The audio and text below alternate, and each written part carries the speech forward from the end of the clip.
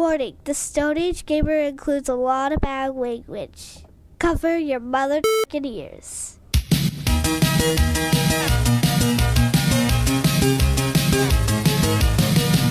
And good evening, and welcome to the Stone Age Gamer Podcast. Wow, that was we got time to make up because I'm an asshole. I'm Kris Randazzo, and joining me tonight is sexy silver box Dan Ryan. Oh, so sexy, so silver. Mm-hmm. The best-looking Top Gun ever. With all the talk of Sony acquiring companies. Woo! This is right next to your right next to your Phantom. I feel like we have a lot to live up to after last week. So.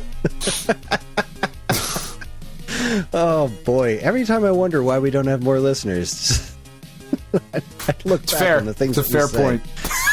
And why we should things have I way say? More listeners. That's right. Anyway, with all the talk of Sony acquiring companies, we thought it might be fun to look at Konami's catalog and decide which properties should go where. Put a price on your wiggly whip, because the Stone Age Gamer Podcast starts now. 250.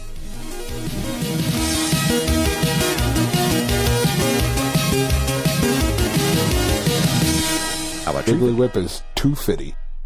Hi, everyone. This is episode 397. It is the week of February 11th, 2022. I inexplicably have a cold again. Ugh.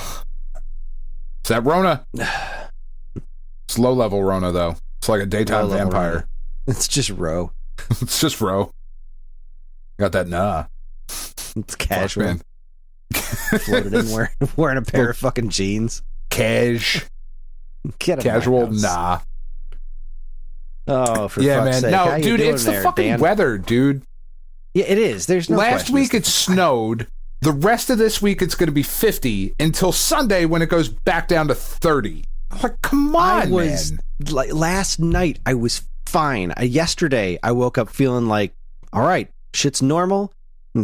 Good. Do the chores around the house, and I'm going to start exercising again on Monday. I actually got some little like extra vacation time this week, so like the vacation I missed out on from the snow days before, I'm actually having it this week, which is, it's so far today it's been wonderful, except for the fact that I feel like shit. That sucks, man. But this would be the time that you would get corona, though. Like you would get coronavirus on your vacation. Like, all right, because you can still work from home even if you're sick. Like, it doesn't matter. I can.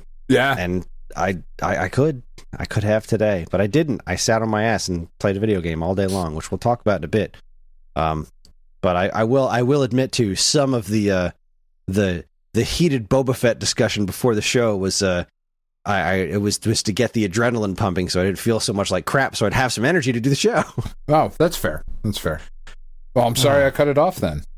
That's okay. I have to save it for tomorrow because we're recording this week's episode tomorrow, where I will be having my very in-depth Star Wars opinions known. Good times. I think Book of Boba Fett is great. It is flawed as shit.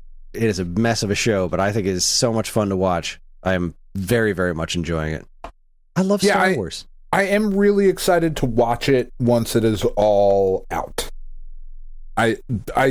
Netflix really spoiled us in that way of like, hey, so here's everything. And I just prefer to watch shows that way now, you know, and because I get it. I'm a big fan of the week to week in a lot of cases, but Book of Boba Fett is one of those shows that's not really, because it's leaving some pretty massive questions open, but not like ones that seem like they're big secrets or anything. It's like, I don't know. It's the kind of things that you look at and say, is this a plot hole? Did they just forget? And then you kind of and the only thing that's stopping me from actively thinking that is like, no, this is Dave Filoni verse, and he doesn't forget anything. I mean, look at the crazy ass continuities between all of his Clone Wars and Rebels and all that stuff. I don't think he's forgetting anything. I think there's a reason, and we just haven't seen it yet. But boy, they're saving an awful lot up for the finale. They got a lot of ground to cover in one fucking episode. Yeah, again, I don't care because I'm a whore. I always felt that way about Game of Thrones, though. Like, I always felt when Game of Thrones was going on, right? Watching that from week to week. Be like, oh my God, there's only There's only one episode left. Guys, like, do you know? Did anybody tell you guys that there's only one episode left? But they always, I mean, I know people have their opinions on the final episode of Game of Thrones and take it for what you want. But man, they really did manage to like wrap everything up for the most part and leave, like the dangling plots for the next season and whatever. But like, I don't know. I have faith in show creators. Yeah, I mean, I do too. It's the type of things that they're leaving open in here that make it seem like podcast for another podcast. Yeah. I love Star Wars. I love Book of Boba Fett. I had a fun conversation with one of our listeners about it. Is I kind of reintroduced Star Trek into my life in the last week or so, which was wonderful. I am also just a very big never Star Trek been fan. able to get into it. I love Star Trek. I was what is it? 4-hour episode 8 of Boba. It would have to be, Evan. It would have to be. And I would love every minute of it. But yeah, Star Trek, I watched it with my dad when I was a little kid, and I just thought Next Generation, New Generation, or the original? Yeah, we watched Next Gen when it was airing, and like every episode we watched it together, and I was just really fascinated with it. I liked all the characters and the weird spaciness of it. Now, I knew Star Trek before I knew Star Wars, because I didn't see Star Wars until I was older. Which was always that was a fun conversation with my parents when they found that I hadn't seen Star Wars. And I was like, "But you never showed me Star Wars." Like, we figured you'd find it on your own. But no, that's your job. You gotta show they sat me down and we watched all 3 Star Wars movies, and I was like, "Oh, well, shit, this is great." I made my kids. We watched The Lost Boys. That's the thing we did. I remember you told me about that. Yeah, that was fun. But yeah, Star Trek and Next Gen, and then all of Deep Space Nine, and then we didn't get into Voyager. I watched a couple episodes of Enterprise. I've gone back and seen a bunch of the original series. Don't think I've seen all of it, but I've seen most of it, and I've seen a handful of movies over the years too. I love Star Trek, so when they launched that Picard show, I was like super stoked about it because I thought it looked great. And then like I like Star Trek. Karen, not so much.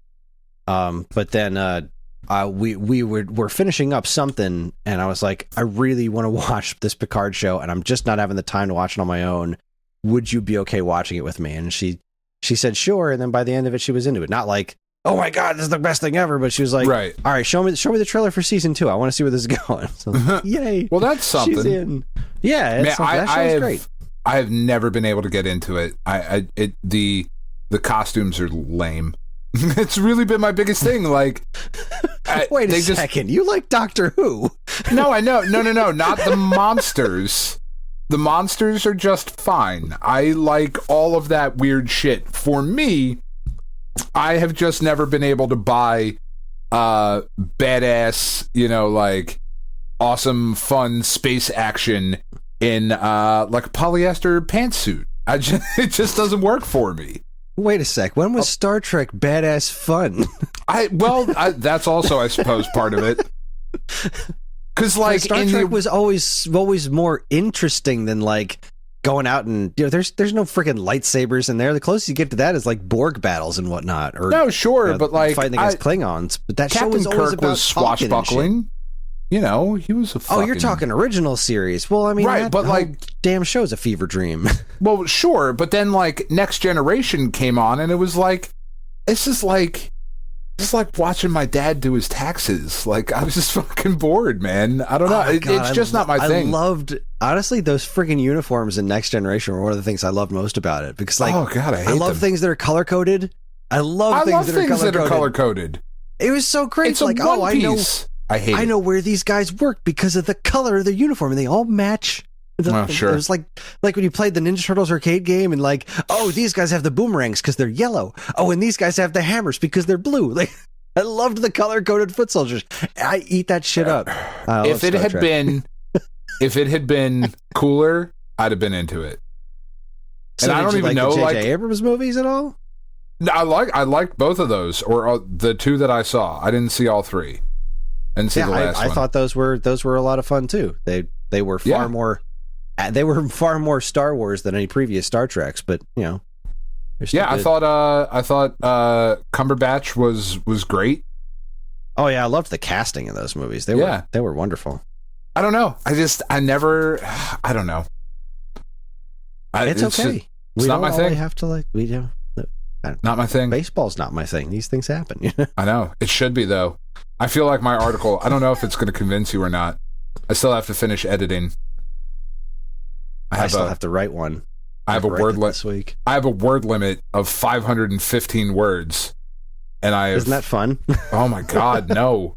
I've cut myself down to I'm currently sitting at 553, and I legit don't know where I'm making up that difference. I really don't. I do that all the time. So sorry that anyone listening, Dan's Dan's previewing the show for Nintendo for us because they brought our editor-in-chief brought it up. It was like, all right, so we need somebody to cover MLB The Show. We want to do a preview for it. Are any of you guys fans of the series? And nobody answered for like a day. Because my first thought was like, I should recommend Dan. I feel weird recommending outside people before the actual staff has a chance to answer. So I let it sit for like a day. And I was like, I know a guy. I know a guy. He's put like hundreds of hours into the show. And I threw it out there. And then Lucas was like, cool, set me up with him. I was like, dunzo. So Dan's writing a preview for MLB The Show for Switch. And I'm super excited to read it. My opening that word count thing is oh man, oh my God, and so like hard. I could change my first sentence, but I don't want to because here I'll give you my first sentence. In a move that is both a long time coming and seemingly out of left field, a PlayStation stalwart is coming to Switch. Seemingly out of left field in a baseball article, Chris. I'm so happy. You cannot lose that line. No, I can't. Right? It has to stay. I don't know where I'm cutting these other like 30 some odd words. Well, say that sentence again. In a move that is both a long time coming and seemingly out of left field, a PlayStation stalwart is coming to Switch. I mean, honestly, you could, if you're not playing with the whole like dichotomy of this is both expected and unexpected, you could get away with that joke and lose everything except for seemingly out of left field. Yeah, MLB The Show is coming to Switch. Like you could get away with that. It loses a bit, but it does. The point is still there and the joke is still there. I might have to. I don't know. Ruthless editing. I hate doing it. I hate doing it because I do it to my freaking Sonic review was like 1,000 words. It's like, well, I got 500, so time to get snipping. Yeah. And, anybody who has read any of the stuff that I have ever published on Geekade.com knows that I am a wordy motherfucker. Anybody who's ever listened to this show knows that we are wordy motherfuckers. That's true, but I mean, it even carries over into the way that I write. Like there's a lot of like commas and then jokes within sentences, and then like whole sentence jokes within the sentence already, just in commas or parentheses. Like, I don't know. I'll figure it out. I have till Friday. I have the utmost faith. I also have till Friday. I have till Friday to write, what the hell is it, like 500 words about the apocalypse in Wind Waker. Oh, shit. I mean, I don't know if I can say anything about Wind Waker in 500 words. No, I'm going to try. I mean, I think I might... The central feature is Apocalypse WoW. I'm so excited. I already took out the line of, like, talking about how this game will ultimately play on the show, because that's like the big unknown, right? Like the show coming to Switch, like how the hell is that going to play? Like? What's it going to play like? Yeah, right. Like, and I barely even touched on much of that in the article. Like, I really just wanted to cover like, you don't know what the show is. Here are the different modes that you can play, right? Like, because I imagine my thought is if you're a gamer of any stripe, you've heard of the show, right? Whether you're a sports gamer or not, it's just one of those things that kind of, over the last 20 years or so, has made its way into like, yeah, it's a really good baseball game. So like, taking that as fact, here are the different modes, but like I already took out like my fishing for like maybe Lucas will let me do the review as well in the future. I was like, I don't know, look for our review in upcoming issues, but I was like, I should take that out. That's a bit presumptuous. I don't even know if he's going to want to review it, but I was fuck. All right, I can take that out. I don't know, man. I am really, really curious as to how this game is going to play, because it's going to look great because the Switch.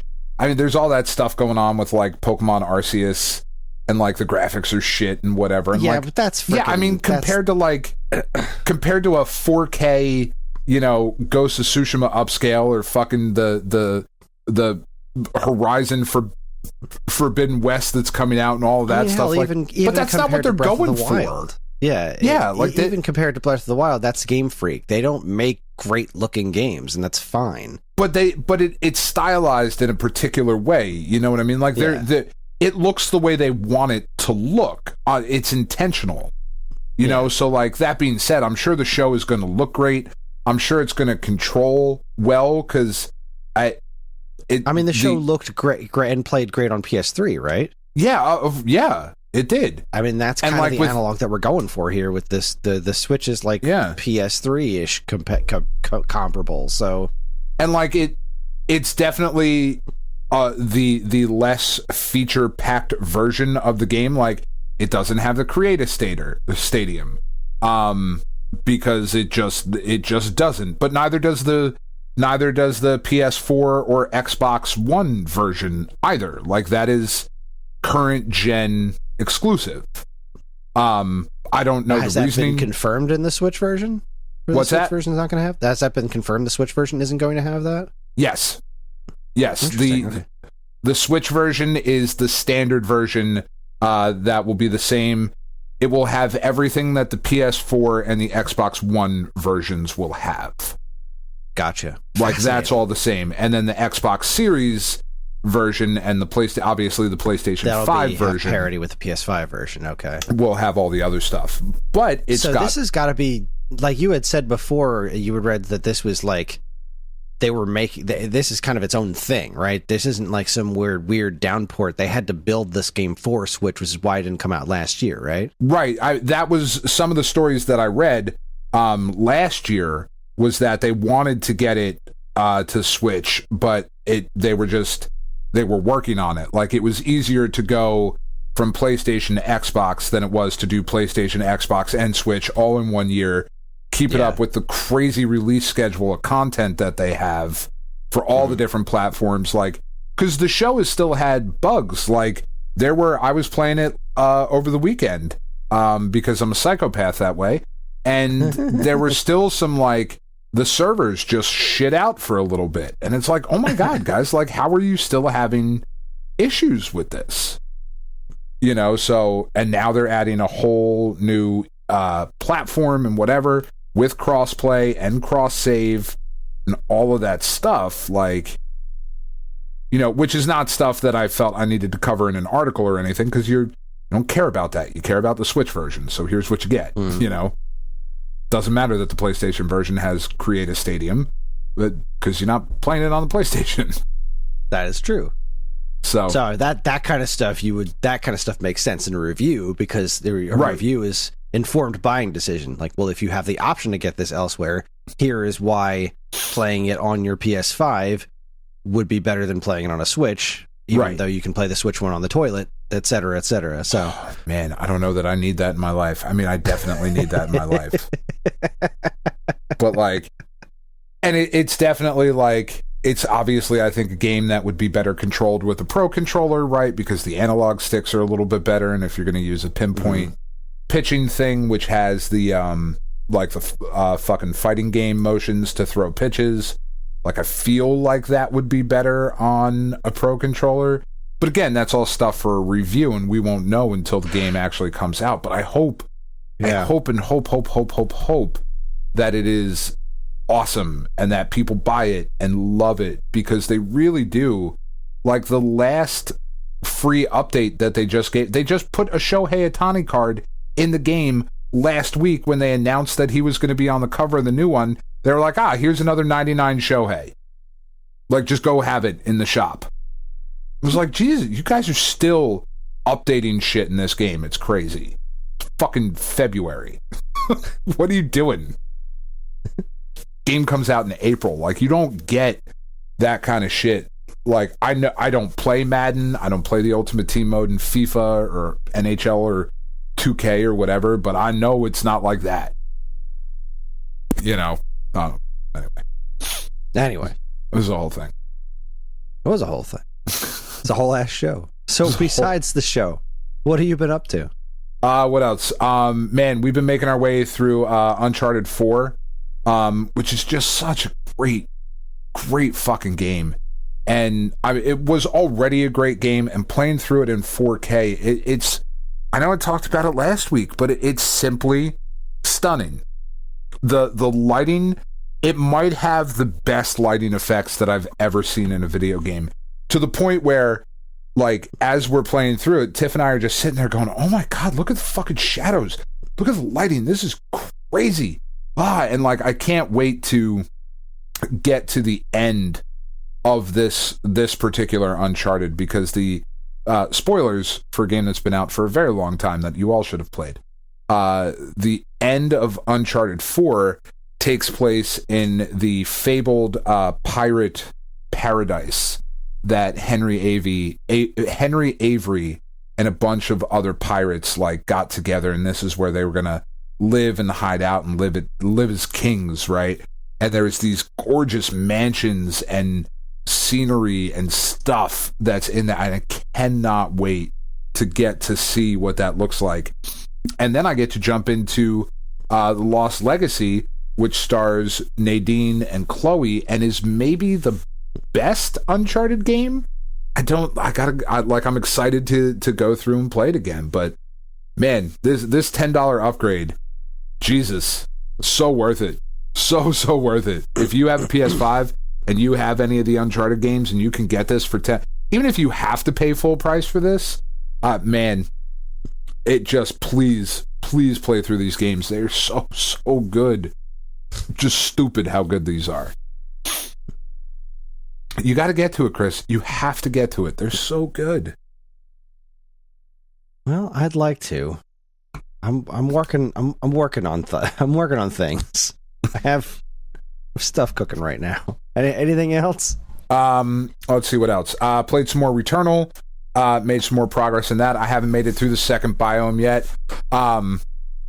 But that's because we've been playing more Uncharted than anything else. I played my daughter Penny. Pen downloaded on her PS4 that she has up in her room now. She was like, what's this carrion game all about? And I was like, oh, you're like it's a Metroidvania where you're the monster. And she was like, yes, please. We're going to do that. So we've been playing through that a little bit, and it's got the controls are really I gotta fuck with it some more because the controls are really weird, but it's so squelchy. It's just a very squelchy game. It's fun. I really like. Oh no!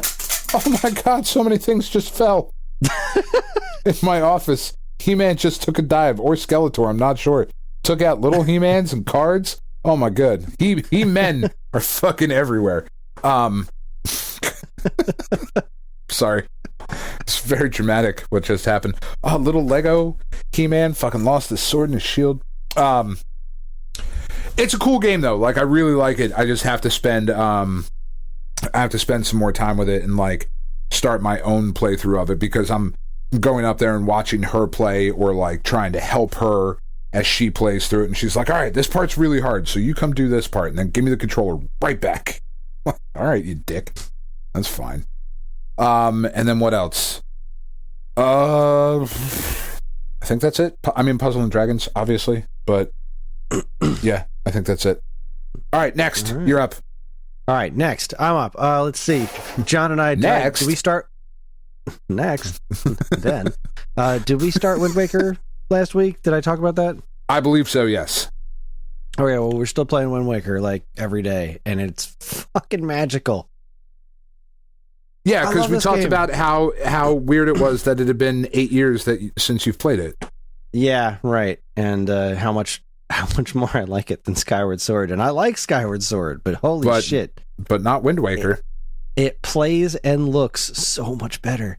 But yeah, we've been really enjoying it. We're on, we just got past the whole big plot twist thing. John was totally surprised by, Tetra being Zelda and the King of Hyrule was the King of Red Lions, and the whole bit where Valoo shows up and burns the tower that Ganon's in was so cool. The whole thing is just wonderful adventure, and it feels and looks amazing. We're most of the way done charting the whole seas.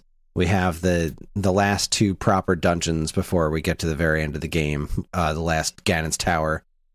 And I can't wait to blow his mind with that, because he thought the command melody was pretty cool, but he has no idea that we're going to be controlling other characters soon. So he's going to be really excited about that. That's awesome.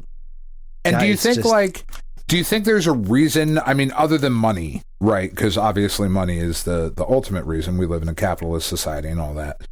Is there a benefit to bringing it to Switch? Like something that could be improved upon that wasn't already improved upon with the HD whatever remake thing that they did?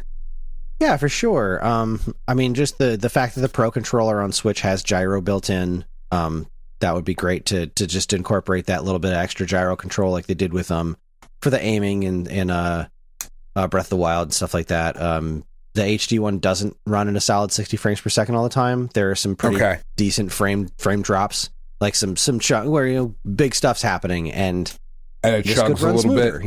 Yeah, it chugs a little bit. In fact, if I remember correctly, it chugs in a few places the original didn't, which is it's definitely it was definitely a fair trade-off. Sure. There's also the whole tingle bottle thing, which doesn't work anymore because Miiverse is gone. I would love to see them try and do something different with that somehow. I don't know what, but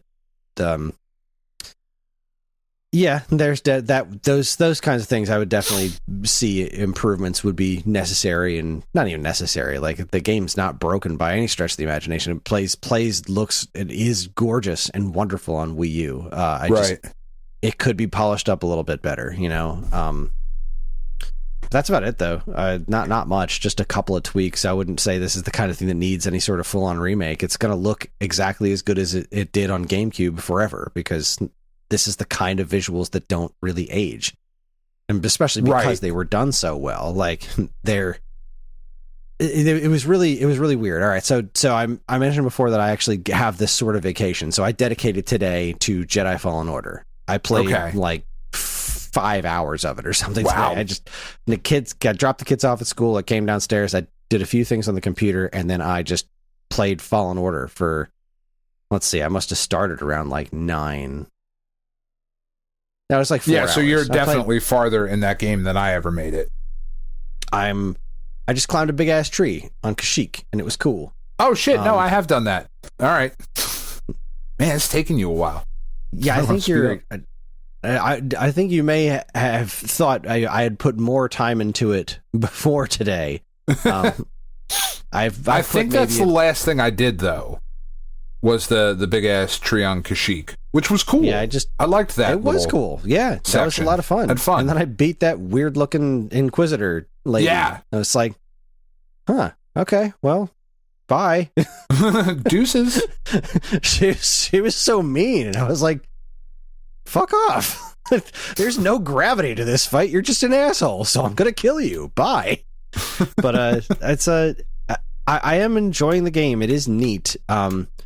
But there was such a humongous difference between spending all day playing that, and then when John got home, we jumped back into Wind Waker, and the difference was just astounding of like how much less broken Wind Waker is. Like the whole, God, I was doing the part where you were escaping when you're getting out of the tree, and you're doing the sliding down the tree, and like there was a jump that I had to jump through. And I kept making the jump, but when I got to the other side, I'd just fall through the ground and die.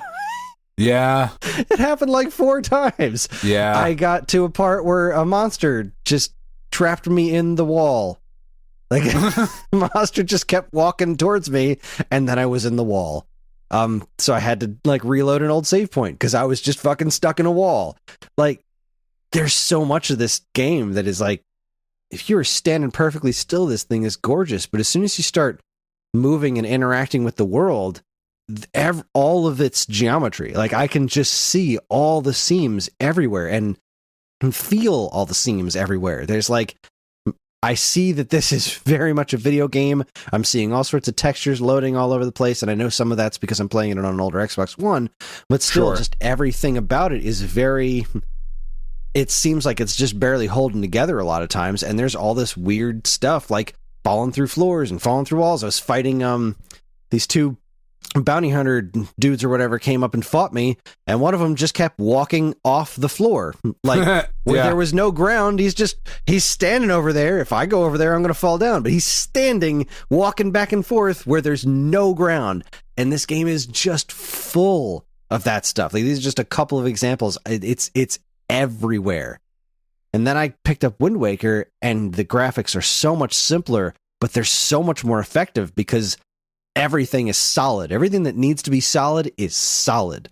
Every time I swing my sword, there's a feeling of the right amount of weight to it and the right amount of feedback when it hits things or gets moved around or something blocks something. Like, they nailed so much of the realism in that game for something that is so completely not realistic. Right. It feels so much more realistic than Jedi Fallen Order, because I just keep looking at this game like, boy, somebody put so much effort into this game, but they didn't nail the basics. Like, if this game felt better to play, felt more solid, like, I love that I'm doing these cool things, but, you know, how many times do I go to make a jump and I look like I'm going to make the jump, but then, like, he kind of vibrates on a corner and then falls down? Like, yeah. How many times does this kind of stuff happen where it's constantly reminding me that I'm playing a video game? And it's like, you're so close. And I do still have my issues with the whole feels like a game that's just filled with people doing Star Wars character impressions. Sure. I'm still having a hard time with anytime things get dramatic. Like, I just had a pretty decent scene with that, like, wisecracking pilot dude who's I've seen in every other Star Wars thing ever. This particular character trope, and, like, there was this scene where he was supposed to be, like, trying to be kind of dramatic and telling me that he didn't have anything before he met up with us, and, like, but all right, this doesn't feel earned at all. Like, we didn't do anything. Like, we've had no time together. I've spent maybe a total of 6 minutes on the ship with this dude. Yeah. And then, like, out away from it. Plus, the whole time, the hair on his cheeks is doing weird stuff while he's talking. Like, yeah. I feel like I understand more. I understand why people love this game. I guess because I'm playing it next to my favorite game of all time, it's kind of taken a few hits. But it's also like, I love Star Wars so much, but I always have such a hard time with Star Wars video games, especially when they're trying to do so much stuff that I feel is done better in other mediums. Like, I just don't think Cal is an interesting character. I don't like him. I don't like his face. I don't like the way he talks. I just don't like Cal. I don't think he's interesting at all. But there is a lot of good stuff going on, and I do want to stick with it because, you know, I've made that decision. I'm going to play through this goddamn game, and there's a lot of good. There is a lot of... I got spoiled on something that happens later in the game. It's like, all right, well, now I definitely want to do that. Yeah. I was watching some other Star Wars nerdy shit, like a deep dive Star Wars nerd shit video, because that's me. And, they started talking about the game. I was like, oh, I should stop watching this. Maybe he won't go that. Maybe he won't go that into detail. Oh, that would have been a fun surprise. I really want to do that, though. So well, then that's an effective spoiler, I guess. Yeah, more or less. I mean, I wasn't going to give up on the game anyway, but sure. So yeah, I'm dedicating time to Fallen Order. I don't know how long this game is, but the other one that I've made the executive decision that I am going to go back to before I hit up anything like Ori that I was going to do on my previous vacation is I'm going to dedicate more time to Psychonauts. Okay. Not only because of everything that you've said about Psychonauts and how it's so good. I had another conversation with somebody else on Twitter, and they were saying, like, you just got to get a little bit farther and it should click with you. It should. Like, it's going to click the way fucking Hollow Knight did, man. I really, really feel it will. I hope so, and I've given myself the best possible way to make this happen by moving the Xbox into the living room. Okay. One of the problems, so a couple of the problems I've been having with playing these games is that they're in my basement, and I'm a lazy fuck. And but that's only 50% of it, is the me being a lazy fuck. Like, all right, it's very easy. Karen and I finish watching TV, and then I want to spend like another half an hour doing stuff, playing some games before I go to bed. I'll wind up booting up the Switch and doing something. I've been like at this weird crossroads of like, well, what do I want to play? I don't want to start something new. I'm in the middle of these other games. I really don't feel like going downstairs. It's cold down there. And so I'll just fart around with something else, do a Picross or two, and then go upstairs and read and fall asleep. Right. But so I moved the Xbox upstairs after playing the first like hour or two down here, because like the couch down here is pretty far away from the TV and my eyes suck, and the TV's by HD TV standards is fucking ancient. It's a fucking plasma TV that I got more than 10 years ago. Ugh. So God, why even have it? No, you should hit somebody with it. Well, I mean, it's also the one where the HDMI ports are fried, so it's running through component, and it's like it goes through all these weird steps to get it to even run things through HDMI, which is fun. So I was like, you know what, I'm always straining my eyes to like to see some, the writing and menus and stuff like that. I'm straining so much. I'm cold. I'm not as like the couch down here isn't as comfortable as the couch in my living room. Like, I want to enjoy this, so fuck it, I'm moving it upstairs. And so I did. And I figure it'll be easier for me to do that, playing after hours or whatever, before I go to bed, just pick up the Xbox controller and start playing there in the living room.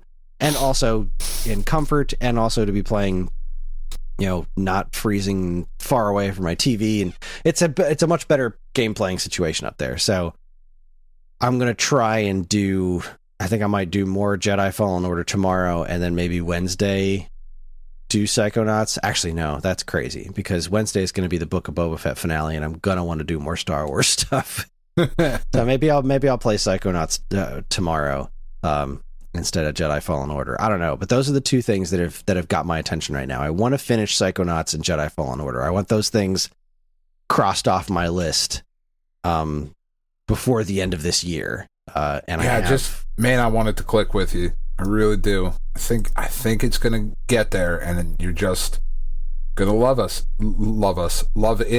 I'm tired.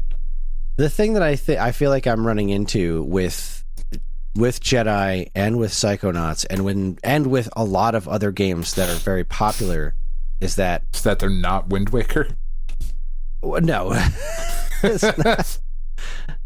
I feel like there are a lot of people that get, and this is just a different way of experiencing video games. I feel like there are people that really enjoy when the game lets them do something cool, no matter how well that works. And I am way more into, I don't necessarily care how cool it is. It's going to feel cooler if the mechanics feel right. Yeah. So, like, that's the only way I've been able to theoretically explain something like Grand Theft Auto. Like, look at all this cool shit you can do. Like, okay, but to me, doing that shit in the game, good. I don't have fun doing any of that shit, because it doesn't, like, the actual act of doing it doesn't feel fun to me. And I think that there are a lot of people that do get that kind of excitement and fun out of just being able to say, I did this crazy ass shit. It was awesome. And it kind of reminds me of, like, what I can only assume the love for something like Sonic Colors was. Like, there's a lot of cool shit you do in that game, but it doesn't really feel very good to do it, or half the time you can just put down the controller and watch the coolest parts of the game. Like, that to me doesn't make a good game, but that doesn't necessarily mean that doesn't make a good game to somebody else. Right. So I think it just comes down to each individual person's sensibilities. But in my attempt to be as well-rounded a gamer as I can be, I do think it's important, especially as a Star Wars whore, to have played through Fallen Order and to play through something as important and interesting as Psychonauts, because I feel like once I get interested enough in it and I'm not playing it when I'm super tired at night in my basement with the lights out, I will be able to get more out of it, I think. So yeah, I mean, that is definitely not the way to play that game. Like, it is.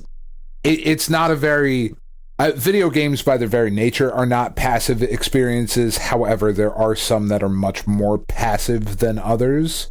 Mm-hmm. Psychonauts is not a passive game by any stretch. It does seem very cerebral and whatnot, pun very much intended, but sure. It wasn't clicking with me for a number of reasons, and we talked about that, but I do think that if I can make myself get used to it, which is another freaking weird thing with Fallen Order. I didn't play that game for like a week, and I was able to pick up the controls again in a matter of minutes. I don't know what the disconnect is between the way that game controls and the way Horizon Zero Dawn controls. I don't understand what it is, but that game, I feel constantly flustered when I play it, and Jedi Fallen Order I was able to pick back up again. Although I gotta say, I sure wish that it fought, the combat was more like Wind Waker's combat.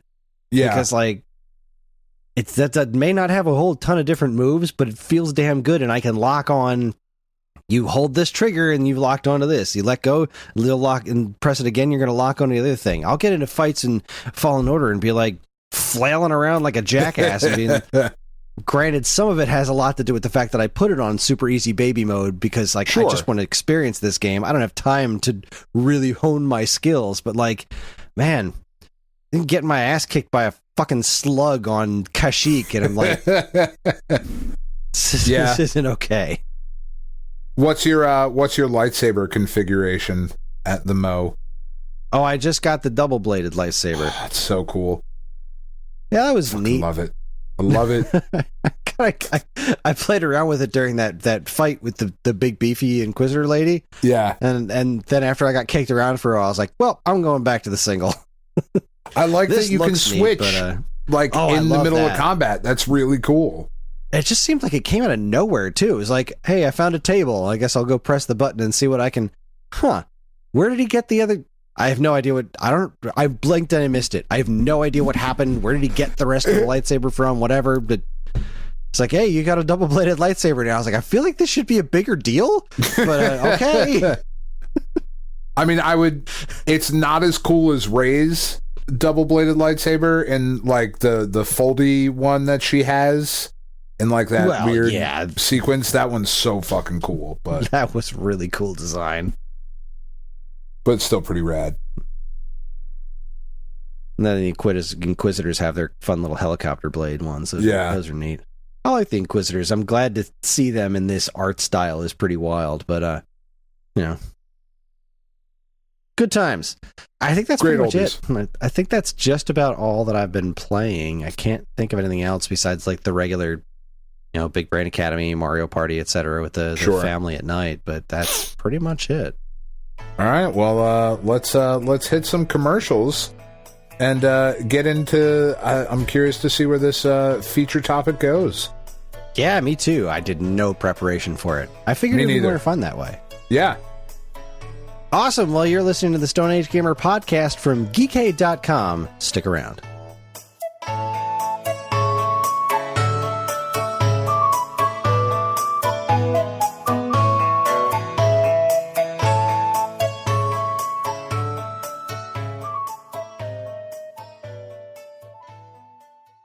And now, here's a quick look at some of the other original content available now from our partners and geekade.com. First up, look, honestly, we all know my co-host here is he's a fucking nutcase, is putting it nicely. Especially, though, when it comes to video game music. Like, stone cold psychopath. Stone cold. So, for this week's all-new episode of Stone Age Countdown, Kris donned his especially nerdy cap, it's made out of corduroy, and compiled a list of his top 5 favorite Super Mario musical Easter eggs.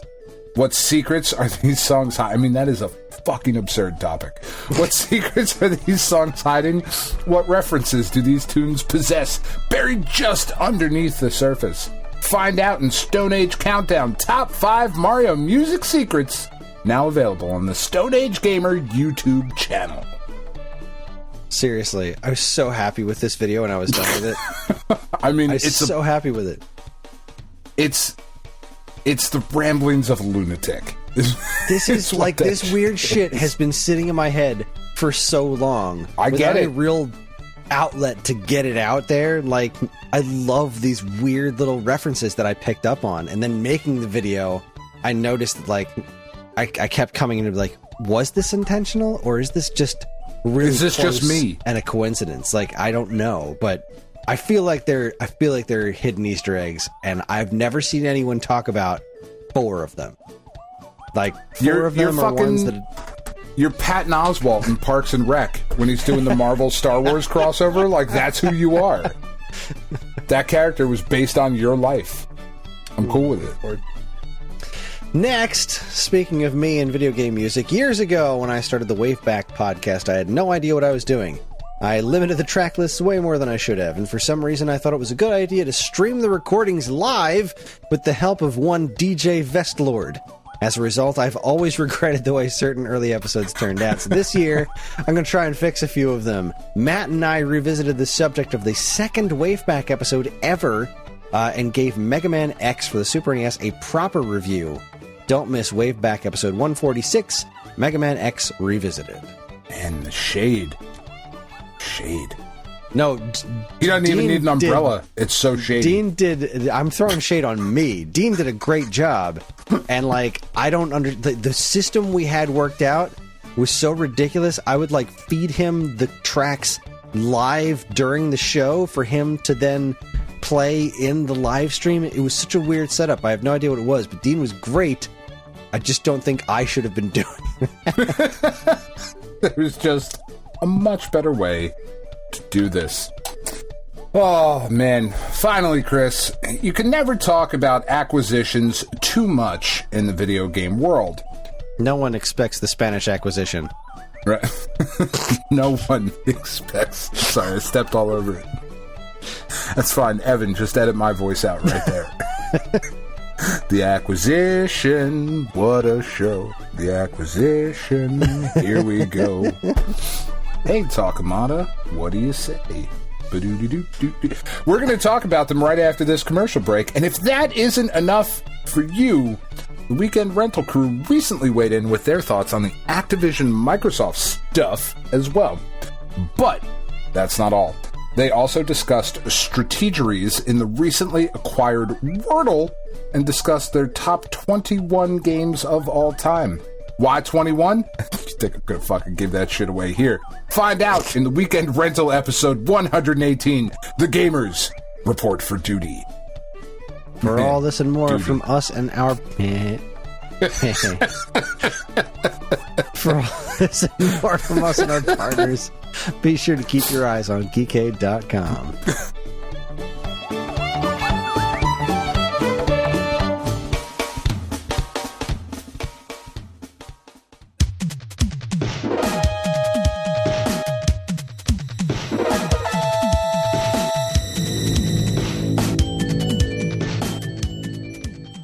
All right, we are back, and it's just occurring to me... Yeah? Before we're back, and we leave this part in too. Are you looking at the Wikipedia page for Konami yes. franchises? That's what I'm looking at. 36 subcategories out of 36 total. Yes, the window's open. I'm currently looking at somebody making some amazing quesadillas, but... Oh my god, your fucking food porn. It's so weird. I've got, like, weird porn up, and, like, you're looking at food. I'm just looking at quesadillas.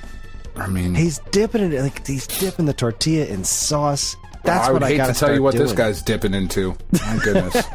It's very, very different. She seems into it, though, so... I mean... Not as into it as he is. She's not that good of an actor. Actress? I don't know. So anyway, like I was about to say, it's occurring to me now that we didn't talk about the Amico today. I can't. It's too much. Next week. There was a lot. Yeah, there's a lot of Amico today. At least 3 big things happened today. What was the Amico. third? I saw you didn't 2. see there was first there was Tommy's Tommy's Twitter statement about his dad that he fucking shoehorned an Amico reference into, which is plugged the Amico during a tweet about his dad dying, which was weird. There was the fact that there was the fact that he's not the CEO anymore. He's not CCO. He is not the CEO anymore. He is now the CCO, and somebody else is the CEO. So he's the chief creative officer? He's the chief creative officer, so that he can dedicate his time to... Oh, what the heck was it? I put a link to it in the podcast chat about... That was the trailer. Yeah, and then there was the Viridian Dynamics fucking trailer, where it seemed like they were about to ask for more money. Well, so IGN posted, was it yesterday, I think, Pat Contry posted about that, according to their, was it LinkedIn or their Twitter profiles or whatever, Tommy wasn't CEO anymore, and then IGN did an official, they followed up with him, and what was the quote from Tommy about it was, so Phil Adam is the new CEO, and as a 30-plus year industry executive, I'm excited to transition to CDO and Intellivision, blah, blah, blah, blah. And Tommy was basically saying, this is just going to put me in a position to do what I'm really good at, is being creative and whatnot. Okay. Sure. Interesting. So I've run this ship into the ground completely. And then, as you said, they dropped a new Intellivision trailer, a new Amico trailer that doesn't show any new footage. None. The absolute balls of them to include that same Earthworm Jim footage in that trailer, like that game exists, which is wow. God. And you're right. It was like you mentioned the old show Better Off Ted. It was like a Viridian Dynamics trailer. If you've never seen that before, listeners, look that up. Really, go watch all of Better Off Ted right now. But oh my God, this thing is first off, it's just chock full of some just disgusting misinformation in the beginning, which is clearly aimed at people that have never paid even the slightest attention to anything. To anything in the world ever. Video games were great. We all played on the couch, and then all of a sudden, nobody played in the rooms. It was all headphones and solo activities online. It's just not fucking we're true. going to bring the family back together. None of that shit's true. Video games have always been fucking solitary. Fuck you. They never stopped making Mario Party, you asshole. Yeah, what the heck? Oh my god. Video games have always been what video games are. Always. There are party games, then there are solo games. And now there's online multiplayer games, and that was just a new facet. They didn't stop making local multiplayer games. They didn't stop, and then older games. Adventure for Atari 2600 was not a group experience. It wasn't. There's no multiplayer in that. Oh my god! So trailer was that it's 3.5 minutes, and it is astonishing, especially how it then goes into. It's talking about the family aspect of it. This is the family trailer, and then they start showing all these graphs about how much money they raised, which is a weird flex. Said, it just seems like they're inches away from asking for more money. And then the last bit, so I guess the fourth one was this evening. I got an email, and I'm assuming everybody else on the Amico email list got this too. Was them asking for more money? They did, didn't they? Son of a bitch. They did. Intellivision is proud to announce a new campaign on the esteemed Start Engine platform. So they're just running through every crowdfunding platform there is and getting as much money as they can out of each one. Wow. I had said on the Discord earlier that somebody said that the new president, the new CEO is going to be have fun with the shit show that you inherited and all the bad stuff that it's involved in. It's I'm pretty sure this is going exactly as they wanted to, with the exception of Tommy being out there running his fucking mouth off. Yeah. This is exactly what they wanted. Raise as much money as they can, release as little as they can legally get away with without being open to any sort of lawsuits from all the people who funded it, and then that's bounce. it. and fucking bounce. There's no long-term plans for this. They're going to drop this thing out there. They're going to release everything that they quote-unquote have to, and the people that got involved, the people in this company will get their money, and that's going to be the end of it. Man. I don't see this going any other way. The fact that they're asking for more fun... The campaign will make it possible for investors large and small. Opportunities start as low as $500. Wow. That's bold, man. As low as $500. What do you still need money for? Release your system. That's how you'll make some money. Fucking come on. Sell some of it. Get some NFTs going or something. Fuck, Tommy. Let's go, dude. Man, yeah. All right. Enough. No more Amico. Enough. Yeah. Enough. I just can't even. Acquisitions. I can't. It's really something else. So Dan had this idea. There's been a lot of talk about acquisitions. Obviously, Sony just bought Bungie, and Microsoft bought Activision, and Nintendo, bought a cheeseburger or something. They don't give a shit. They don't. But there's all this talk that Sony's nah, you've only seen the tip of the iceberg. We're gonna buy fucking everything. Yeah, they were we've got 13 billion or 12 billion or something like that left to spend on acquisitions this year, and we've got some stuff in the works and yada yada yada. Which, I mean, of course, it's just the world that we're headed to. I don't love it. I hate it. I hate the idea of. I don't love all these acquisitions. I hate the idea of them buying the two that you mentioned, the Square and Konami. They terrify me because they're just these old pillars as far as the video game industry is concerned, and having them no longer be a thing outside of PlayStation, having them, their content will be locked the fuck down. If PlayStation bought Konami, we will never see Castlevania outside of a PlayStation platform again, including the classics, and that fucking disgusts me. Yeah, but I'm not happy about it. The only caveat to that is that I would be okay with them buying Activision, because then at least there would be some Konami. At least there would then be some Konami video games that are new with some of the properties they have. That would certainly be something. It would be better than the current state we are in. It would be gross. The reason I don't necessarily see that happening is that I don't necessarily see Konami. Konami is such a money-driven company to be well, yeah, sure, we could sell Konami once, or we could keep licensing out our shit for perpetuity and never have to do anything again.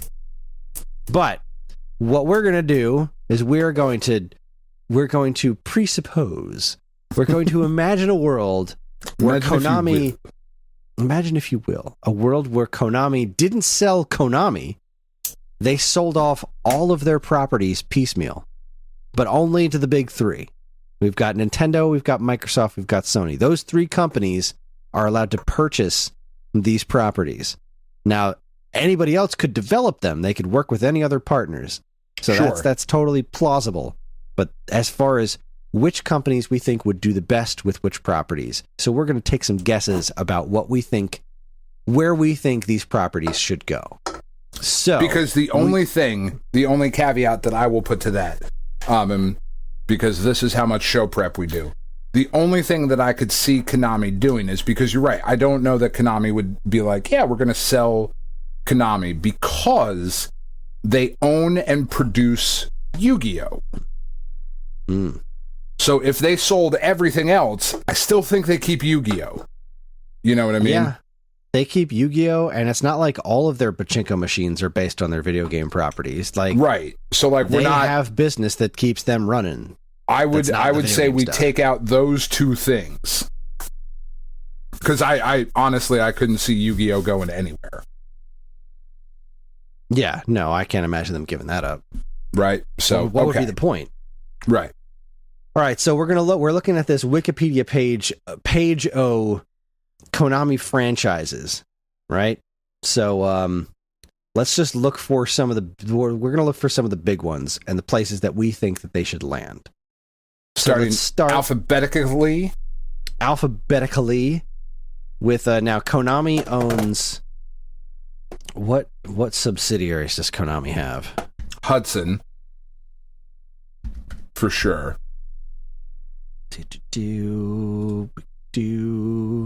Konami, where are your subsidiaries? Because we're talking they about renamed games. them all Konami shit. Damn it. I can't tell what they are because they're all Konami Digital, Konami Amusement, Konami Gaming, Konami Sports Club.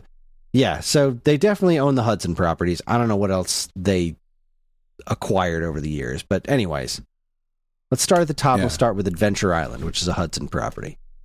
Yeah, according to this list that I'm looking at on Wikipedia, there are 101 games that could be possibly put out to wherever, or properties, right? And we're obviously not going to go through all of them, No, because that would be silly. But yeah, that would be silly. I Adventure think we take Island, turns going alphabetically. good place to start. I think that feels like a Nintendo property. Yeah, for sure. It's got the biggest. It's got the biggest history with Nintendo. I mean, this was Hudson's localization of the Wonder Boy games. There have been more Adventure Island games on Nintendo platforms than any other platform. Obviously, there were some on TurboGrafx because that was Hudson's thing. But no, this is totally. It feels right at home on Nintendo. It doesn't really feel like a Nintendo property per se. Right. But if this was going to go anywhere, I think it would be best served with Nintendo. I feel like it's the kind of thing Microsoft would buy and just be like, yeah, we have that now. Put this in the Banjo pile, right? Who says we don't have kids games? The Banjo pile. Son of a bitch. Yeah. But yeah, I think this I'm would gonna be say, best served with Nintendo. This is our world, so I think Nintendo makes the most sense. Agreed. And especially considering, like, you look at the old Adventure Island games, that's one thing. But you look at the newer ones. When I say newer, I mean like Super Adventure Island 2 or whatever. Yeah. Like this property hasn't done much in a long time, but like Super Adventure Island 2, and what was it, Adventure Island 4 for NES that never came over, for Famicom that never came over to NES. Those games actually played pretty Metroidvania-y, kind of like Wonder Boy 3 the Dragon's Trap. So those could be pretty interesting things to have revived in some sort of modern take. But yeah, with some Nintendo magic behind it, I think there could be something really cool in there. I agree. All right, your turn. Pick the next one for us. What's the next one we're talking about? I'm just going to go down right to the next one, Air Force Delta, which was a pretty cool like jet fighter shooter game. It was kind of like like a competition for the Ace Combat games, basically. Yeah. Kind of had some Afterburner vibes in there. I could see this going to Microsoft, though. Yeah, I can see that. I think this would make a lot of sense as a Microsoft property. Kind of hit like that Crimson Skies niche that I particularly love. The Air Force Delta games aren't the greatest games in the world, but they weren't terrible by any stretch. Well, they were fun. They were on PS2 and 360 and Dreamcast and DS, and they were everywhere. Original Xbox too, I think. Yeah, there was a bunch of these. Game Boy Color I'm looking at. Which I think this and Deadly Skies, I think are the same series. I could be entirely wrong, but whatever. Air Force Delta, cool shooting, shoot 'em up, fighter jet kind of thing. I could see that going to Xbox. I think that'd be cool. Yeah, no, I totally agree with that. That seems like something that Microsoft would pick up and try and do something with. All right, I'm going to move down to the letter B, and I'm going to go with Bloody Roar. And excuse me. I gotta say, I feel like this seems like another kind of thing that Microsoft would buy, but I think this belongs with PlayStation. See, I was gonna say Microsoft, and they would do like a Killer Instinct model with it. Well, that's the thing. I could see that happening on one side of things, but I could also look at PlayStation, what they dished out for Evo, and what they dished out for Street Fighter V. Fighting games clearly mean something to them, and this is one of those things that has Bloody Roar has a real fan community, and it hasn't been served in a long time. Like, it is a cult classic, and it seems like I'd be really excited for a brand new Bloody Roar. Right? They can make that happen. I think this seems like the kind of thing, and the original Bloody Roar was arguably the one that kind of put the one that's most fondly looked back on. I think, like, when you think of Bloody Roar, when I think of Bloody Roar, I think of the PlayStation 1. I don't know if that's me too. The best game in the series, but I mean, like, I think 1 and 2 were both PS1 games, right? Yeah, I believe so. Bloody Roar 2 was PlayStation. Bloody Roar 3 was PS2 exclusive. Yeah. And it wasn't until Primal Fury that was on GameCube and Xbox. And that wasn't on PlayStation, which is freaking weird. That is weird. Bloody Roar 4, which I think was kind of the same-ish. I don't know what Primal Fury was in comparison, but Bloody Roar 4 was only on PS2. This is totally a PlayStation thing.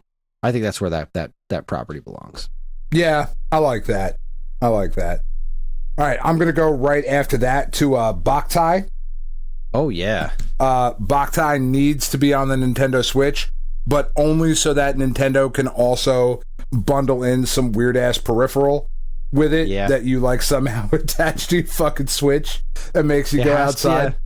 It's got to go on some sort of... Because, like, I mean, I guess it doesn't necessarily have to, because Lunar Knights didn't do the solar thing, like, with a solar panel, but come on, that's what made the original Boktai so special. Interesting. It was neat. Yeah.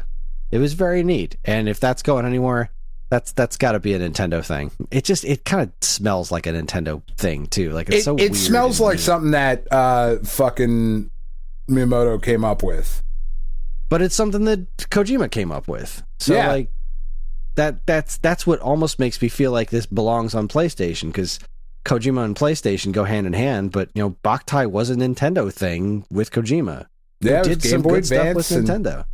It's such a and then DS. Such a cool idea. Like, I actually really think the idea behind Boktai is really, really cool. And I think a new version of it could be really, really awesome. No, legitimately. Yeah, that has to be Nintendo. For sure. All right, this one I think is super easy. Bomberman has to go to Xbox because they did that Bomberman reboot thing, Act Zero, and it was just a master... No, I'm just kidding. This has to go to Nintendo, for sure. Like, started on Nintendo. It's just, like, there's the Bomberman Hero games and stuff for N64. If Bomberman couldn't go to freaking Saturn or Dreamcast, like, because Sega is not really a thing, if it had to go somewhere, it just feels like a Nintendo thing. I do feel like it also falls into that category of something that Xbox would buy. For sure, yeah. But yeah, that has to go. Bomberman is definitely Nintendo. Yeah, no doubt. Definitely. And then I'm going to jump down to the Hudson, originally Hudson-owned Bonk series, and I'm going to say that is a Microsoft thing. Yeah? Yeah, I feel like that's a Microsoft thing. I feel like that would be a good place to kind of revitalize Bonk and try to... It doesn't feel... it's not PlayStation enough. I think it could be really cool with some Nintendo magic behind it, but I also feel like it would be a good mascot platformer that could be revitalized on the Microsoft platforms. See, I would definitely feel more strongly about this one being Nintendo than Adventure Island. Like, I feel like there's so much potential for Bonk to really work as an awesome platformer series, and it would just need to be handled by the right dev. And I think that an indie dev with Nintendo polish running Bonk would be just phenomenal. Yeah, I could be convinced either way. But yeah, you're right. I mean, the same kind of thing could theoretically happen with Microsoft, but I would be afraid of it turning into something like Battletoads, which is good, but not, super refined. And if you make a super refined Bonk platformer, it could be ridiculously good, I think. Yeah, I think so too. Nintendo's the home for that. I think it definitely has Yeah, it definitely has potential. But here's the big one. Here's the big one. Here, a couple of these are obvious. I don't know that this one is as obvious as maybe it seems. Yeah, this one's rough, and we're talking about Castlevania. Because I think it's got to be PlayStation. See, I think it's got to be Nintendo. I know you do. The reason I don't think it's got to be PlayStation is because, all right, what are the best Castlevania? Like, what are the best Castlevania games? Symphony of the Night. Outside of Symphony of the Night. Outside of Symphony of the Night, they're the Game Boy Advance games, in my opinion. And I would agree with you. And if you think about the best Castlevania game, we both agree, Symphony of the Night. Right. But that's the PlayStation 1. The rest of the best of Castlevania has been on Nintendo. Like the Game Boy Advance games, the DS games, the original NES games, Super Castlevania 4. Like, I know, you're right. I just Genesis, want it on PlayStation. You're 100% right. It has to be Nintendo. But I just want it on PlayStation. and here's the concern that I have with Castlevania going to PlayStation is that Castlevania becomes more like the Lords of Shadow series, which is neat, but it's not really what I necessarily want out of Castlevania. Right. And I feel like that direction is already being very well covered with other Sony properties. Now, if they wanted to go that route, Sony is definitely the company to go behind that. But with Metroid Dread just happening, if you're going to make a Metroidvania Castlevania style game, I kind of feel like Nintendo's the place where that would thrive. Yeah. And no, I agree. But it's tough because modernizing Nintendo has Metroid, so they don't necessarily need Castlevania to be the Metroidvania thing. You know what I mean? But they could make Metroidvania. They could. Then they couldn't shit. Well, there you just sold me more on my Nintendo idea. If that happens, they could make Metroidvania. Done and done. Yeah, it's a tough one. I hate to see it. I would hate to see it limited to anything. I would too, but I feel and that also is kind of the reason that we're even talking about this, because I really feel like not Castlevania, that Konami is going to get sold. There's too much smoke for there to not be any fire behind it. You know what I mean? I don't know. See, I don't know if Konami's even in a position to be bought. And that's the thing. If I'm understanding where Konami is right now, is that they make their money doing non-video game stuff, and then they make more of it by letting other people rent out their properties when they want to, kind of a thing. Yeah. I don't know. And I don't see them selling for some one-time thing. Like Jay said, why buy the cow when you get the sex for free? That's right. Love cow sex. Like my grandma always said. I think in that respect, even though it is, and see, like this one, I feel a little bit more stable with, in my opinion. I feel like Contra should be PlayStation. Yeah, I agree with you. As much as I hate to say it, because the best Contra games, as far as I'm concerned, have been the ones on Nintendo platforms, which are Contra 3 and Contra 4. Sure. And of course the original Contra for NES. Like the Konami code on the NES, up, down, left, right, BA start. It's the DNA is there. But still, I feel like it should, if it were to sell, it should go to PlayStation at this point. That's what I feel like. If anyone's going to make a good new Contra game like that, that's not going to be of like the indie direction. If somebody's going to take Contra and make it modern, like properly modern, I feel like it's going to be PlayStation. Yeah. The only pushback I have on that would be the kind of stuff that Microsoft has done with but they haven't done anything like, what is it? Bionic Commando Rearmed was an Xbox thing. It was on PlayStation too. So. Yeah, it was on PlayStation as well. And what was that other one? Shadow Complex. Yeah, Shadow Complex is dope.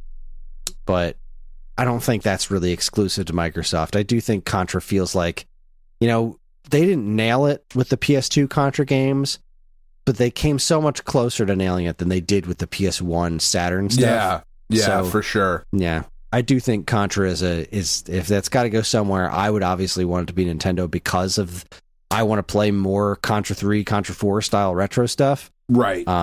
But for the health of the series, I would say PlayStation's the way where that has to go. Dance Dance Revolution, I don't think they'd sell it. I think they keep that one. I think they would keep Dance Dance. I think if they were going to sell any of those types of games, maybe Beat Mania would go to PlayStation for a VR thing. But like that was the reason I didn't even mention Beat Mania, because like that's arcade stuff. I don't think Konami's selling any of their arcade properties. I think that's what Beat Mania, Guitar Freaks, Karaoke Revolution. Yeah, like I feel like all of that stuff would Rave Master, all of that shit would stay where it is. Indeed. So what's next on here? Like, I think Double Dribble Frogger hasn't been a thing for a long time. Elebits hasn't been a thing for a long time, which is a shame. That game was fun. But yeah, Frogger. Cool. Frogger, Frogger, and the fuck do they do with it? I feel like that's a Microsoft thing. I don't know why. It just feels like a Microsoft thing. See, I think PlayStation, because like that PS1 Frogger game was the best. It was good. Frogger on PlayStation 1, but it's not really intrinsically PlayStation, I guess. No. Like, I don't know what you do with Frogger. Like, I don't think anybody would into a big adventure thing like they started doing with like the GameCube and PS2 games. I just didn't like that. Frogger works as arcade game Frogger, you know what I mean? Yeah. And for something that simple, like that could very well be Microsoft. You know what? It's going to be Microsoft. You know why? Because it's fucking green. It's green. There you go. Good. Done. What do you feel about Gradius? Where would Gradius end up? You're skipping over Goemon, huh? Yeah. Meh. A lot of people like Goemon. Yeah, sure. I mean, Goemon's neat. Goemon goes to Nintendo. There. So, Mystical Ninja, Gradius. Nintendo. Yeah. Gradius, I gotta say PlayStation for Gradius. Yeah, I would say PlayStation. I feel like PlayStation's had such a good history with shooters, like, and I can't really place why I feel that way, but yeah, it just seems PlayStation to me. There's a part of me that wants to say Nintendo because of the just how important that's where the Konami code came from, how important the original Gradius stuff was on Nintendo platforms back in the old days, but yeah, it feels PlayStation. I mean, shit, Gradius Rebirth was a WiiWare exclusive. Still feels PlayStation to me. Does. I agree. National Superstar Soccer, Keyboard Mania.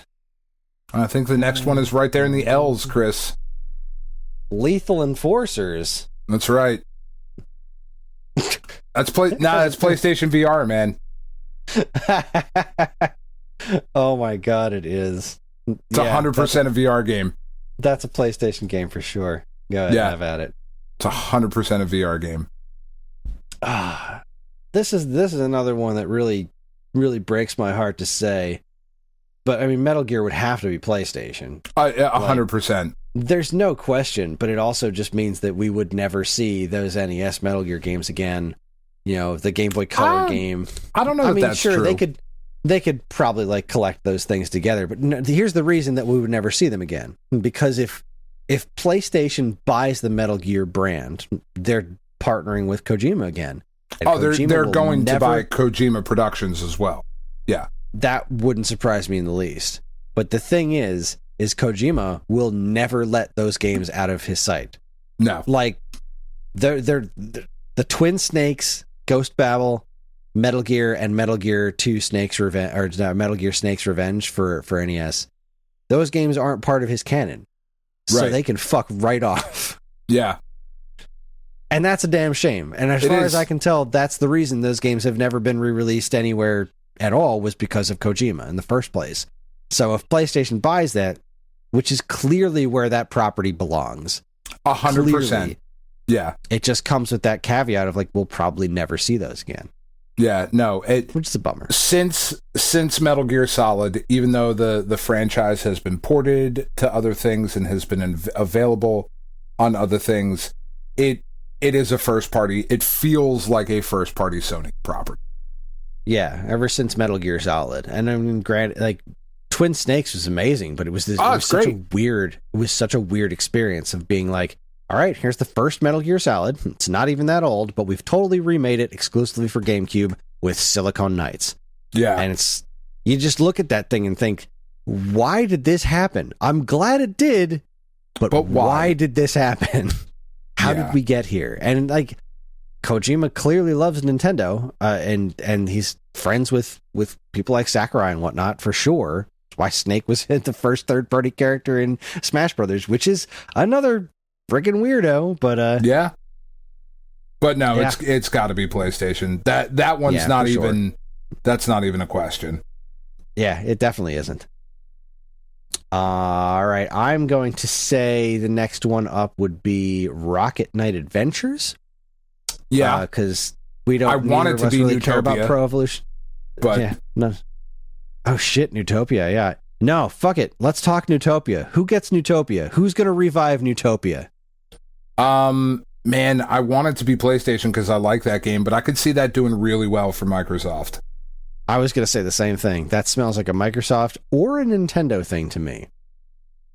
I don't think Nintendo would do it because of Zelda. But if they wanted to go like old school dungeon crawler and have like, the traditional top-down Zelda style game through Neutopia, but then have the modern big, it still feels like Xbox though. Yeah, I think you're right. It feels like Xbox. Definitely worth pointing. Definitely worth talking about. I don't care about Pro Evolution Soccer, do you? I could see that going to Sony and getting the show treatment. Ooh, that's a good call. Well done. Yeah, that I could definitely see that, and that being like a big fucking deal. Yeah, a big fucking deal. Because FIFA is one of the biggest properties on the fucking planet, and soccer is the biggest sport on the planet, without question. And there is no equivalent to the show. And FIFA is, as far as everything that I can tell, is trash every year, but everyone buys it because it's the new FIFA game. Right, and Pro Evo Soccer used to be really good. It did. Like whatever it's called now. It used to be great. They're even more of they're considered a joke as far as I'm concerned. Yeah, for most of the world. But yeah, put that also with the Sony San Diego kids and like have them give it the show treatment, and you have got just a massive, massive game. Yeah, that would be a huge get for Sony. Yeah. Boy, how weird would that be if Nintendo picked that up? How weird would that be? That would be. They would put Mario in it, though, and it would fuck it up. Would they, though? Yeah. They haven't made a sports game in such a long time. They used to do that. I mean, remember freaking Pennant Chase Baseball for GameCube? Yeah, I mean, that never came out, man. But like, it never happened, but it was like a thing they were going to do. Doing it. Yeah. I don't know. That'd be weird. All right, I'm going Rocket Knight Adventures. I say that absolutely has to be Nintendo. Yeah, I would say so too. I mean, it smells like the kind of thing that Microsoft would pick up. But if they did, it would probably just wind up like that Rocket Knight game that came out that I don't really care about. And I would love to see Rocket Knight Adventures. That property is so worthy of more than it has. Yeah, I agree. Bums me out. I agree. All right. I think this is another easy one. We're not going to talk Salamander. That's basically Gradius. I don't know why that's listed as a separate thing. Whatever. How can you skip over Rumble Roses? It's very easy. Just like this. Silent Hill, that's PlayStation. Without question. Yep. Yeah. The next two on where I was looking, I think, are PlayStation. Well, like Silent Scope? No, Suikoden. Oh, I wasn't even going past Suikoden. Yeah, Suikoden is definitely PlayStation as well, for sure. Yeah. What's your next one then? Yeah, that's what I was saying. Silent Hill and Suikoden. I think. Right. I thought you meant there was two after that. But yeah, Silent Hill and Suikoden are definitely PlayStation. What is left? I mean, we got Yar Kung Fu for sure. Twinbee, I could see Nintendo doing something really fun with that. Oh yeah, for sure. I mean, they did the 3D classics Twinbee on the 3DS. That would be a very cool kind of. Would love to see Twinbee like properly revitalized, and I think Nintendo would. They don't really have a scrolling shooter. They really don't. Now. Like they don't have that, and that would definitely fill That would perfectly fill that gap, for sure. I could see, man, I don't know if it would be Microsoft or Sony picking up Vandal Hearts, but Vandal Hearts is a pretty cool, like, tactics RPG, which Nintendo has kind of locked down at this point. Yeah, Nintendo basically owns that, but this also smells PlayStation to me, but there's only 2 of these, right? Oh, yeah. Are 3 maybe? Vandal Hearts Flames of Judgment. I think there was like a PSN and Xbox Live. Yeah. Like a modern... It was a canceled DS game, huh? Big sprite looking kind of thing. Neat. And last, you've got Zone of the Enders, which again, that's PlayStation. That's PlayStation, yeah. No question to me. Yeah, I mean, ultimately, like, looking at this list of stuff, like, I think Konami selling to either PlayStation or Nintendo would be okay, but I still think, ultimately, if somebody's going to buy... that's just not a thing Nintendo does. Like, they don't buy big studios like that. They're not really interested in it. You know, it'd be really fucking wild if, like, Sega came out and they were like, we're making a new system and we bought Konami. And like, all right, it's a bold move. Or shit, what if they just bought Konami? That would be interesting, too. They bought Atlas, you know? They did. That'd be weird. Somebody's got to get Sega on the quality control train, though. That's the thing that's pissing me off. Do you want to talk about a company that's got a bunch of IP that are just sitting there? I know. You just want somebody to start making, like, Streets of Rage 4 was so good. Farm everything. Find people who want to make new, like that new Toe Jam and Earl game that didn't really have anything to do with Sega, but that new Toe Jam and Earl game was great. Streets of Rage 4 was great. Grab all your old properties and figure that shit out. Would not surprise me at all to see Sega get purchased as well, though. Would not shock me even a little bit. But I could definitely, like, I think there are some franchises that definitely should go to Nintendo, but ultimately, I think Konami is going to end up as PlayStation exclusive. I really do. I don't know that it's good. Just sincerely hope you're wrong. I don't see it happening, but I've been wrong before. But who the fuck saw Bungie happening? I mean, honestly, that's wild, idea. Right? Yeah. I felt like a whole thing with Bungie was that they were not attached to any. But weren't they owned by Activision for a little while though? They were. Yeah. Yeah, I guess that's not really all that surprising that Bungie got picked up then. I don't know. It was very strange. But yeah, I mean, I think, ultimately, I think what we just did is the best way for Konami to handle their shit going forward. I would be really excited to play some of these games made by some of the internal studios that these companies have. And Konami's not doing anything with it, so fuck it, guys. Let's fucking go. If the team that made Luigi's Mansion decided to make a new Castlevania game, right? I'm into that. Let's get next level games on Castlevania, because I feel like they could do that shit right. That would be amazing. I think so too. Telling you that I feel strongly that by the end of this year we're going to be talking about Konami and Squeenix being PlayStation. And we can do the Squeenix one too if you want to at some point in the future, but even all of those, I think, like, for the most part, any ones that anybody would care about, for the most part, already feel like PlayStation games. Yeah, I don't know, man. I mean, what is Square Enix? I guess they have all the IDOS stuff. Yeah, most of what they have feels like PlayStation, except Final Fantasy. See, I disagree. I think Final Fantasy is 100% a PlayStation franchise at this point. Half of its lineage is Nintendo. But they were all available on the PlayStation 1. Every single one of them has already been on PlayStation. And I'm not saying it's the right thing. Now look at the stuff that's on Switch. Like, I'm not saying it's the right thing. Works both ways. I know. But it's 100% a PlayStation franchise at this point. I mean, it just, I don't know. Like, looking at the rest of what Squeenix has, you know, like, at Bubble Bobble, sure. like that doesn't necessarily feel PlayStation, but right, all the Taito stuff. Bushido Blade, right? Deus Ex, Dragon Quest. See, like Dragon Quest feels more Nintendo than I think Final Fantasy does. Well, that's the thing. I don't think Final Fantasy fits into anyone's category. And I think bring back Fear Effect. Bring back Fighting Force. Front Mission. Bring back Parasite Eve. And Gex. Oh, God. Somebody was threatening to bring back Gex recently. Like there was some sort of copyright thing. That might actually happen. That's terrifying. It might. I could see it, though. Like, because, I mean, the other stuff you think about, like Kingdom Hearts, Tomb Raider, Legacy of Kain, Lufia, fucking... Yeah, that stuff definitely feels Sony. Yeah. To a degree, but a lot of that stuff also feels Microsoft. Star Ocean. I mean, freaking Kingdom Hearts was not a PlayStation exclusive.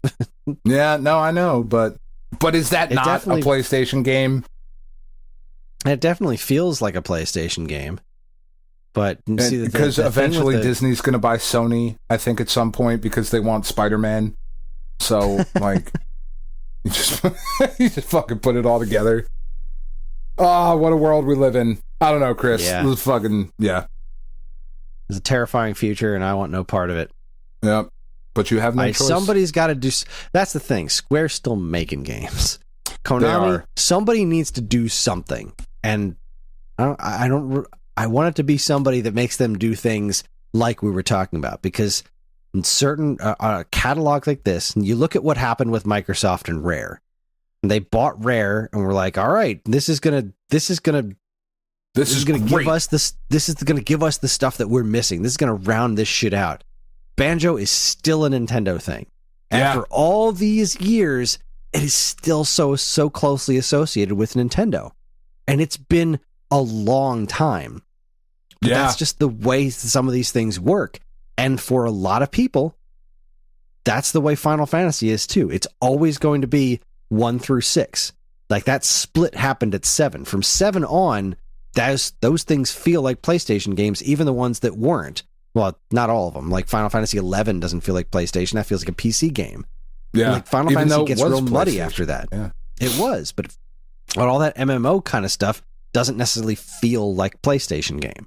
So that's the thing with what that makes Final Fantasy weird, because it also goes in all those other different directions with like the Crystal Chronicles and the spin-offs and the tactics and all the stuff that was very Nintendo exclusive. So that making Final Fantasy exclusive to any one platform feels wrong. It feels wrong for it to be PlayStation exclusive just as much as it feels wrong to be Nintendo exclusive. Final Fantasy VII's on my Switch, but it doesn't feel right. No, it doesn't. It's fucking weird. It's fucking weird. Because that is such a PlayStation game. Out of everything that Squeenix has currently, I would actually like if they could sell Power Blade to Yacht Club Games. That's what I want. I want Yacht Club Games to make a new fucking Power Blade. Oh boy, Yacht Club. That's exciting. That's what I want. That new Yacht Club game looks super cool. That does look dope. And I backed out of my Kickstarter pledge because enough with don't pre-order games. Don't kickstart shit that's already funded. Yeah. I don't like it. That's a podcast for another podcast, and I'm going to call it right there, Chris, before we go down a rabbit hole. That's right. Let's do it. Let's wrap this shit up. That is our show. Join us next week when Dan and I will presumably figure out what we're talking about a few hours before the show. This went really well for figuring out what we're going to do the same shit, but with Capcom next week. It's going to be great. It's funny because I've been doing these articles that are basically this for a while on the site. They're the franchise report where I'm looking at companies and being like, here's the state of their franchises, not like not who should make the next ones, but just like, here's what's been going on with them. I'm working on the Sega one for next week, which has been really fun. I'm gonna have to do that one in 2 parts, but good times. Fucking who knows what we'll do next week. We'll figure it out. But anyway, we're on most social media platforms, and if you want to get in touch with us, we aren't very difficult to find. All it takes is a quick look at our show notes, and you'll see links to our social media accounts, as well as all manner of other fun stuff, like a link to our namesake, StoneAgeGamer.com, the Geekade Patreon, which helps keep this show running week after week, and more useful links than you can shake a stick at. This show's theme song, Squared Roots, was written by Banjo Guy Ollie. You can learn all about his wonderful music and more by following the link to his YouTube channel, also in the show notes. And finally, as always, we'd like to thank our intrepid editor, Evan, for making this show listenable for all you folks, and we'd like to thank all you folks for listening in the first place. We are fast approaching episode 400, and we do have something special sort of in the works for it. I have a plan that I've been working on with the folks at Stone Age Gamer. We want to do something. We haven't figured out the details. But as soon as I know them, I'm going to announce them. We're only a few weeks away from 400, which is crazy. That's right. But that's going to be it. Sex. It's going to be great. It's the live sex show. It's going to be great. That's right, Ryan. Coming for you. Coming to Ohio. Thank you very much for listening, everybody. On behalf of Dan and myself, keep your goddamn clothes on.